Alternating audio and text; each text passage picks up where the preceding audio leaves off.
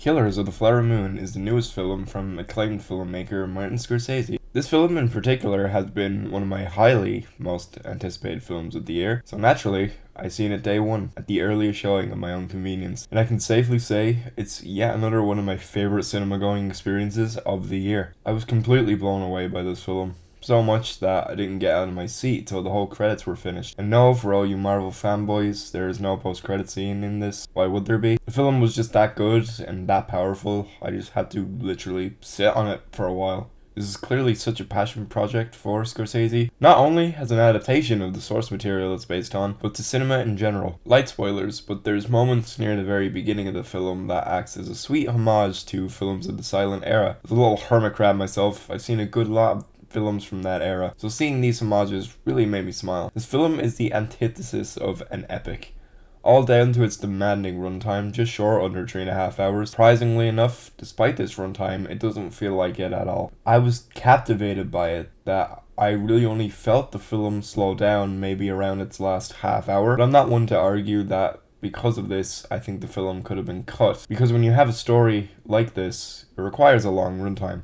The acting in this is phenomenal. Shocker, I know. DiCaprio gives a really stellar performance here, despite it at first being a little jarring to hear him do the Rick Dalton voice from Once Upon a Time in Hollywood again. I'm not exactly gonna say he was acting so hard, but I could tell from this performance he's looking for another Oscar nomination, and I think he's nothing to worry about there. It's definitely going to be one that he'll be in consideration for. Robert De Niro is electrifying in this film. Scorsese has created another character for him that I'd say in 5 years people will be making analysis videos digging into the guy's psyche. He's just such a force of nature, and you never know what he's going to do next. He's also got this massive authoritarian aura about him, and when you see how he chooses to use his power, it is terrifying. The dude is in his 80s, and he still manages to create just as much menacing energy that he brought to a character, say like Travis Bickle. Lily Gladstone was really great too, a newcomer that certainly deserves the praise as she brings her all into every scene she's in. I do just wish certain aspects of her character were handled differently, as it would have allowed us to see more of what she can do, but I can't really explain myself without delving into spoilers, so in this video I won't bother.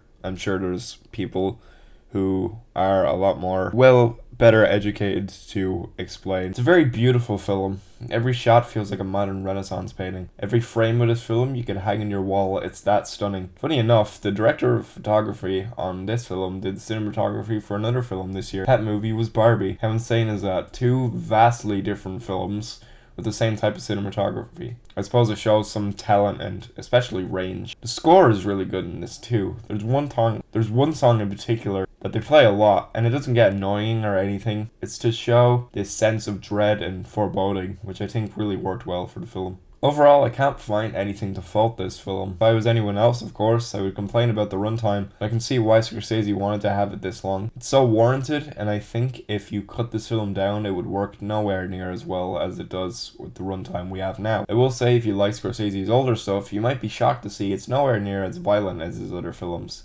Don't get me wrong, there's obviously a lot of death and murder and shit, but it never goes over the top, and I think it's a testament with age. Scorsese clearly wants to focus on creating a fantastic story over the more violent moments within it. I'm giving Killers of the Flower Moon 5 stars. An incredible, gorgeously shot slow burn that I promise will keep you gripped through its entire 200+ minute runtime and will have you leaving the theater completely thought-provoked, maybe even angry at the ancestry atrocities you bear witness to.